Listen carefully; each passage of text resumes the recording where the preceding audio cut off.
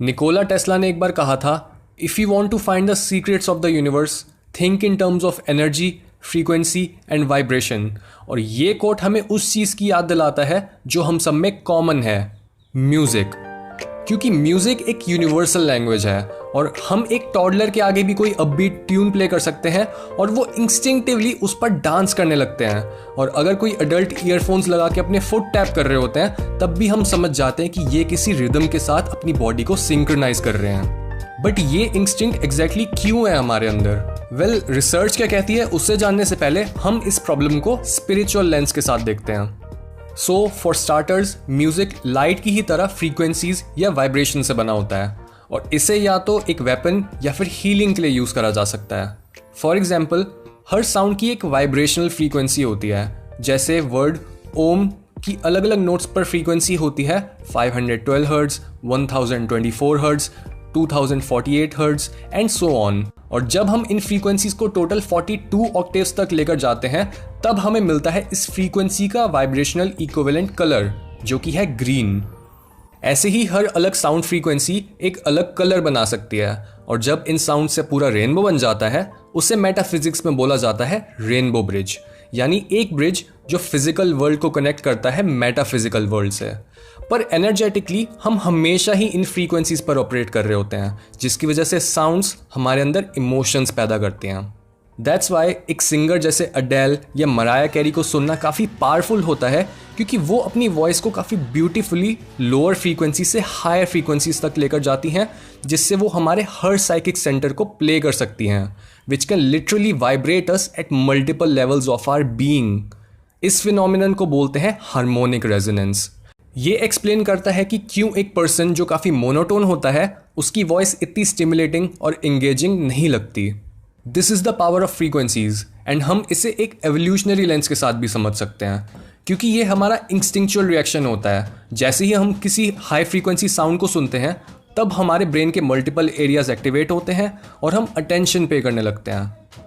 ये इसलिए हो सकता है क्योंकि बच्चों और फीमेल्स की आवाज़ काफ़ी हाई फ्रीक्वेंसी की होती है। सो अगर एक मेल अपनी फैमिली से थोड़ा दूर है और उसकी फैमिली को कोई प्रॉब्लम आ जाती है तो उसे इन अलग अलग फ्रीक्वेंसीज को समझना आना चाहिए, नहीं तो वो अपनी फैमिली को नहीं बचा पाएगा और ऐसे वो अपनी जेनेटिक इन्फॉर्मेशन फैलाने में फेल हो जाएगा। जैसे कि हमने डिस्कस किया, हमारे ब्रेन में म्यूजिक का कोई एक फिक्स्ड सेंटर नहीं है। म्यूजिक हमारे ब्रेन के काफ़ी सारे फंक्शंस जैसे लैंग्वेज, मेमोरी और अटेंशन के साथ इंटरैक्ट करता है। इसके साथ ही एक रिदम सुनते टाइम हमारे कई इमोशनल पैथवेज एक्टिवेट होते हैं, जैसे brain stem reflexes, episodic memory, expectation, anticipation और विजुअल इमेजरी। रिसेंट डेकेड में मिले डेटा से हम ये भी बता सकते हैं कि ब्रेन के एग्जैक्टली कौन कौन से पार्ट्स म्यूजिक प्रोसेसिंग में यूज होते हैं। सबसे पहला पार्ट है ऑडिटरी कॉर्टेक्स, ऑब्वियसली, क्योंकि इसी एरिया में साउंड्स को सबसे पहले प्रोसेस और एनालाइज किया जाता है। सेरिब्रल कॉर्टेक्स, जिसमें म्यूजिक को मेमोरी से एसोसिएट किया जाता है। ब्रॉडमैन एरिया 44 और ब्रॉडमैन एरिया 47, जिनमें हम म्यूजिक सुनते टाइम सोच रहे होते हैं कि अब कौन सी ट्यून या फिर लिरिक्स नेक्स्ट आएगी। एंड कई स्टडीज़ बताती हैं कि ट्यून को एंटिसिपेट करते टाइम हमारा ब्रेन डोपामीन रिलीज करना स्टार्ट कर देता है, जिससे जब हमारा गेस सही होता है तब हमें एक रिवॉर्ड वाली फीलिंग मिलती है, और जब हमारा गेस गलत हो जाता है तब हमें वो फनी या अनोइंग लग सकता है और हम ट्राई करते हैं कि नेक्स्ट टाइम हमारा गेस सही हो।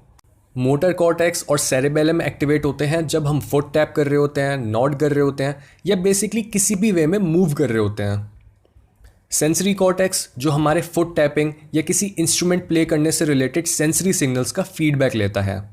एंड लास्टली विजुअल कॉर्टेक्स, जो हमें बोलता है कि हम म्यूज़िक परफॉर्मर के फेशियल एक्सप्रेशंस और जेस्चर्स को देखें या फिर किसी सॉन्ग को इमेजेस में इमेजिन करें, जिससे इमिग्डाला और कॉर्डेट न्यूक्लियस एक्टिवेट होते हैं और वो मोमेंट काफ़ी इमोशनल या मेमोरेबल बन जाता है। जहाँ तक हमारे ब्रेन एक्टिवेशन की बात है, एक रैंडम रिदम से लेकर हमारे फेवरेट सॉन्ग तक हर टाइप का म्यूज़िक सिमिलर न्यूरल पैथवेज को स्टिमुलेट करता है। बट हमें पता है कि हर जॉनरा हमारे अंदर एक अलग टाइप की फीलिंग इंड्यूस करता है। जो फीलिंग पॉप म्यूज़िक सुन के आती है वो ऑपेरा सुन के नहीं आती, और जो फीलिंग रैप म्यूज़िक के साथ आती है वो जैज़ के साथ नहीं आती। You get the picture. However, ये प्रोसेस उल्टा भी काम कर सकता है।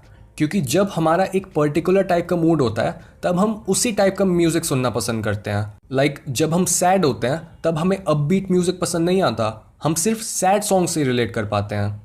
और अब हमें यह भी पता है कि सैड सॉन्ग सुनते टाइम हमारी बॉडी में एक हार्मोन रिलीज होता है जिसे बोलते हैं प्रोलैक्टिन। ये वो केमिकल होता है जो हमें काम और कंफर्टेड फील कराता है, मीनिंग हम एक एक्टिविटी या फीलिंग को इन्हेंस कर सकते हैं एक पर्टिकुलर जॉनरा की मदद से। फॉर एग्जाम्पल, हमारे ब्रेन के न्यूरॉन्स उसी टेम्पो पर फायर करने लगते हैं जिस टेम्पो का हम गाना सुन रहे होते हैं।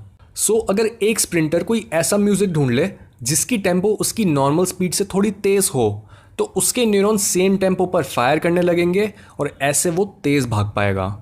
और सेम चीज़ हम वेट लिफ्टर्स में भी देखते हैं, क्योंकि जब एक एथलीट एक सर्टेन टेम्पो का म्यूज़िक चूज़ करता है तब वो म्यूज़िक उसे वही टेम्पो मेंटेन रखने में हेल्प करता है, जिससे एथलीट चाहे तो वो अपने रेप्स बढ़ा सकता है या फिर वो एक हैवी वेट चूज़ करके उसे एक स्लो टेम्पो के साथ लिफ्ट कर सकता है।